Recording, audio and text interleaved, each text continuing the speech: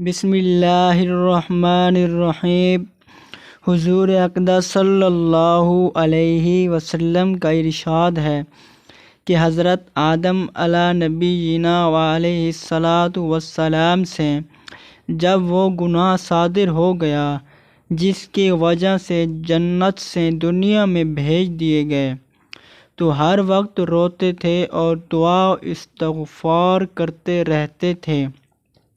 ایک مرتبہ آسمان کی طرف منہ کیا اور عرض کیا، یا اللہ، محمد صلی اللہ علیہ وسلم کے وسیلہ سے تجھ سے مغفرت چاہتا ہوں۔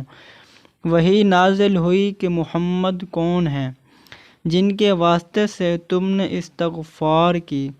عرض کیا کہ جب آپ نے مجھے پیدا کیا تھا تو میں نے عرش پر لکھا ہوا دیکھا تھا، لا الہ الا اللہ محمد الرسول اللہ، تو میں سمجھ گیا تھا کہ محمد صلی اللہ علیہ وسلم سے اونچی ہستی کوئی نہیں ہے جن کا نام تم نے اپنے نام کے ساتھ رکھا۔